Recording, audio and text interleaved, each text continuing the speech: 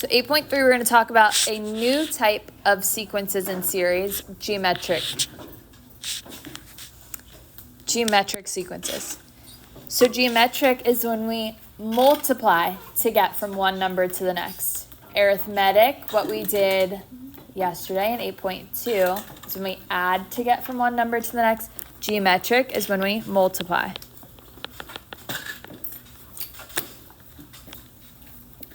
So in our geometric sequences, we are going to have a common ratio. It's different than when we had a common difference in our arithmetic sequence. Our common ratio is the number that we're multiplying to get from one term to the next. We can find the common ratio by taking the second term and dividing it by the first term. Or you could take the third term and divide it by the second, or the fourth and divide it by the third. You can just divide whatever term by the one that comes right before it. So we can find it by the second term divided by the first. This is going to help us find our common ratio.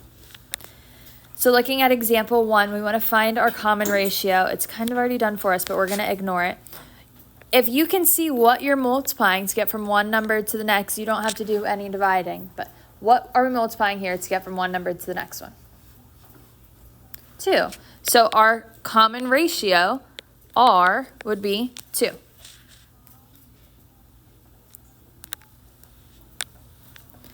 For B, what are we multiplying to get from one number to the next here? 3. So our common ratio would be 3.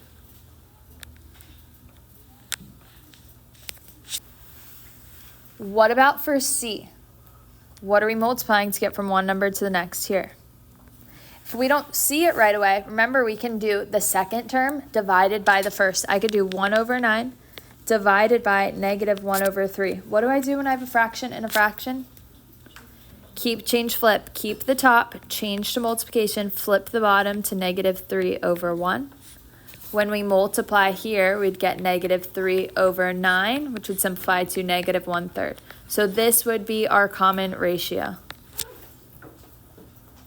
So we're multiplying by negative 1/3 to get from one number to the next.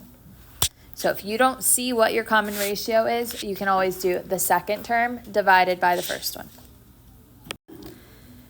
So we have a formula to come up with our rule for the geometric sequence. So it's different than when we have an arithmetic sequence. It's a different formula. We're going to have different formulas here for coming up with the term and also the sum, like we did in part 2 of 8.2. So we've got different formulas. So our formula here is a sub 1. What do you think a sub 1 is? The first term times r, which r is our common ratio, to the power of n minus 1, where n is the number of term that we're talking about.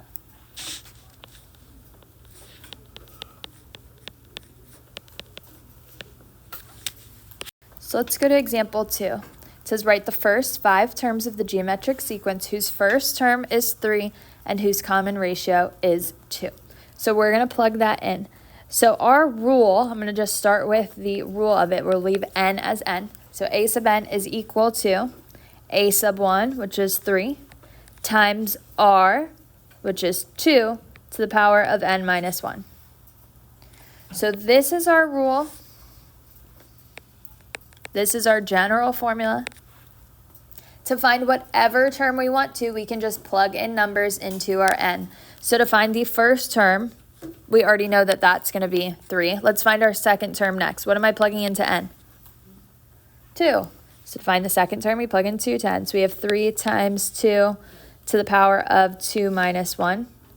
Make sure you follow your order of operations here. We have to do the exponent. 2 minus 1 would be 1. 2 to the power of 1 is 2, and 2 times 3 would be 6.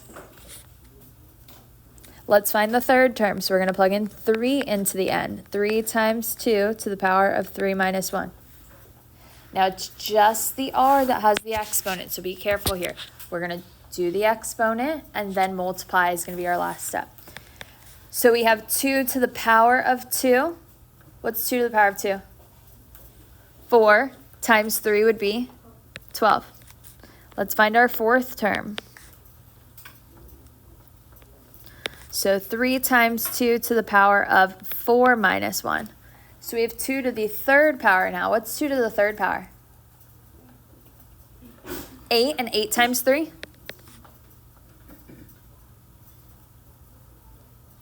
8 times 3? 24. Awesome. And then let's find our fifth term. So we can plug in 5. We have 3 times 2 to the power of 5 minus 1. So now we have 2 to the fourth power. What's 2 to the fourth power?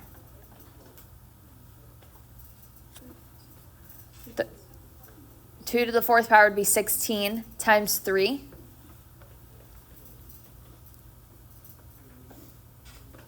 Three times 16? 48. So these would be our first 5 terms. So another way we can think about it, without having to use the formula and plug everything in, we know that our common ratio is 2. 2 is what we're multiplying to get from one term to the next. If my first term is 3, I would just have to multiply by 2 to get to the second term. Then I'd multiply by 2 again, get to the third term, multiply by 2 again, multiply by 2 again. So you just multiply by your common ratio each time. This would be our first 5 terms.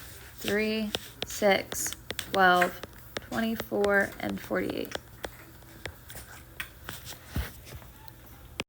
Let's look at example 3. It says find the 15th term of the geometric sequence whose first term is 20 and whose common ratio is 1.05. So let's plug in what we have. We know that our first term is 20, so A sub 1 is 20. What's R? 1.05. So A sub n is equal to A sub 1, which is 20, times R, which is 1.05 to the power of n minus 1. This is our rule. This is just our general equation here. What's the question asking us for? The 15th term. So what would I do to find the 15th term? Plug in 15 to n. So I have 20 times 1.05 to the power of 15 minus 1. So we have to do the exponent first. 15 minus 1 would be 14.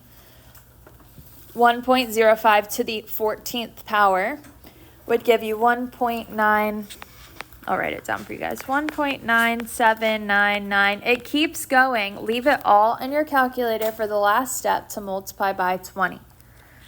So we'd get our 15th term is 39.599. We'll round it to 3 decimal places.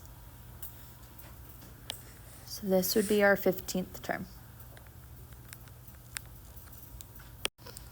For example 4, we want to find a formula for the nth term of the following geometric sequence. What is the 9th term of the sequence? So we want to come up with our rule first. When it says find a formula for the nth term, we just leave n as n. We don't plug anything in yet.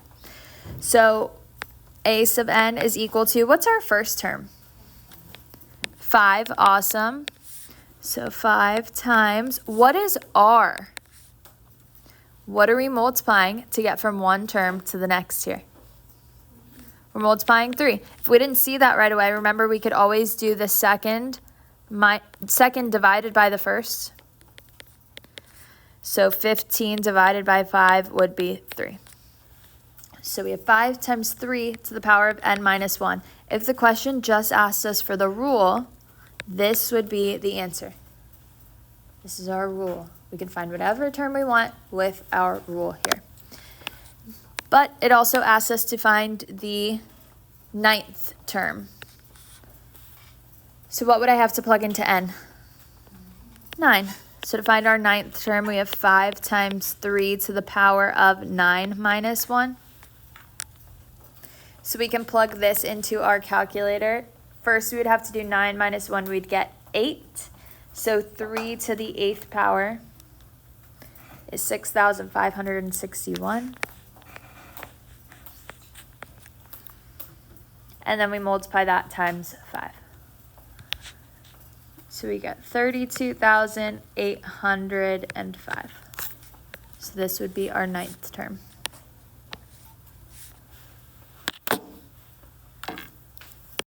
Another way that we could have found our 9th term is we could have just kept multiplying by 3 each time. So we have our 1st, 2nd, 3rd, 4th, 5th term. Just keep multiplying by 3. 45 times 3, that answer times 3. Keep going until you find your 9th term. When it asks for a small number of term, like your 7th term or your 9th term, you could just multiply to keep finding your next. You don't have to use your formula. But if it asks us for like the 25th term, you may not want to sit here and multiply 25 times and run the risk of making a mistake. So just be careful.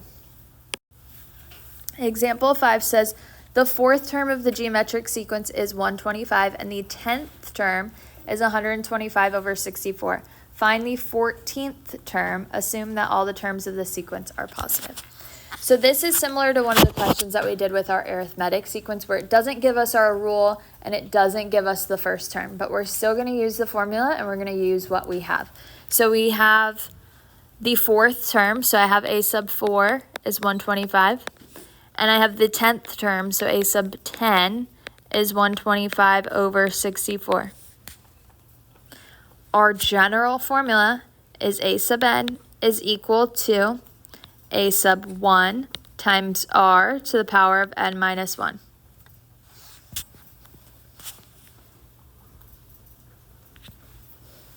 So just like before when we did this with arithmetic sequence, we always want to start with the term farther from 1, or farther from the first term.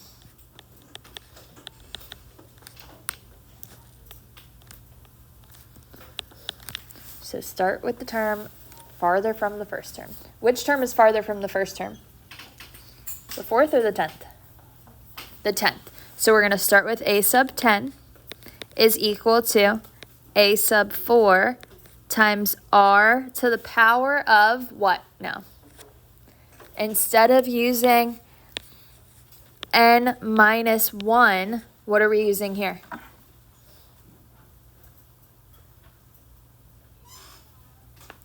Instead of using n minus 1, what are we using here? 10 minus 4. Perfect. So it's the power of 10 minus 4. So let's plug in what we have.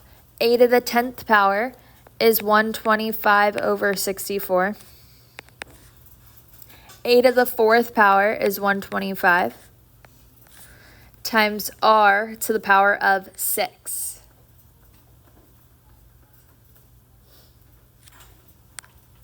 What would I need to do to simplify? So notice here, r is my only variable. I'm solving for r. I want to find the common ratio. What would we do to simplify? Joy, what should I do? Divide by 125. Perfect. If I have a fraction in a fraction, I'd want to change flip. So I'd change to multiplication and flip to 1 over 125. So the 125s are going to cancel. We're left with 1 over 64 is equal to r to the 6th power. What would I do next?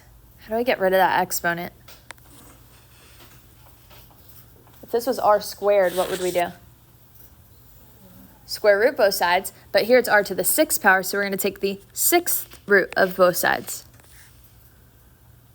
So to do that in the calculator, you could do 1 over 64 to the 1/6 power. So if you put fractions in your calculator, make sure you use parentheses. So I'm going to do parentheses, 1 divided by 64 to the, so I'm going to use the little caret button, that up arrow, and then parentheses again, 1 divided by 6. And what do we get?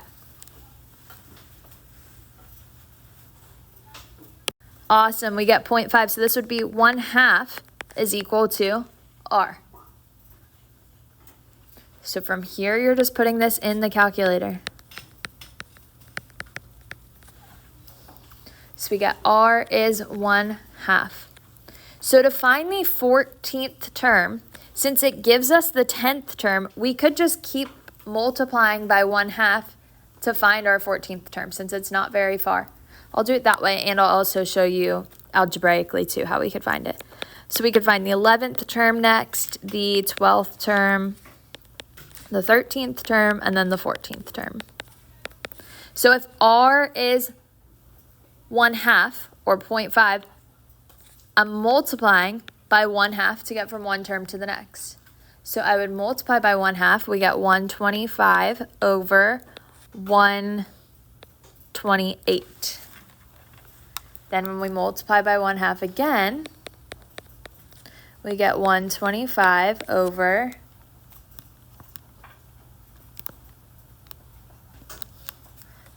256. When we multiply by 1/2 again, we get 125 over 512. And then when we multiply by 1/2 again, we get 125 over 1024. So this would be our 14th term. So you can find it just by multiplying your common ratio from one term to the next. Algebraically, we can find it the same way that we found our common ratio, but instead of using a sub 10 and a sub 4, I could say a sub 4. Actually, I'd want to say a sub 14 because that one's farther from the first term. So a sub 14 is equal to a sub 4 times r to the power of what now? 14 minus 4. Awesome. Because now our numbers are 14 and 4. So a sub 14 is equal to a sub 4 is 125 times r, what's r? 1/2 to the 10th power. So when we do 1/2 to the 10th power, you can put it in your calculator, but it's going to give you a decimal. So to kind of work around getting a decimal, we can take 1 to the 10th power and 2 to the 10th power. So 2 to the 10th power would be 1024. So we have a sub 14 is equal to 125 times 1 over 1024. So our 14th term would be 125 over 1024. So you can find it algebraically too. You can plug in what you have into your formula, into your rule, and get it that way. Since we weren't too far from the 14th term, we had the 10th term, you could also just find it by multiplying your common ratio to find one term after another.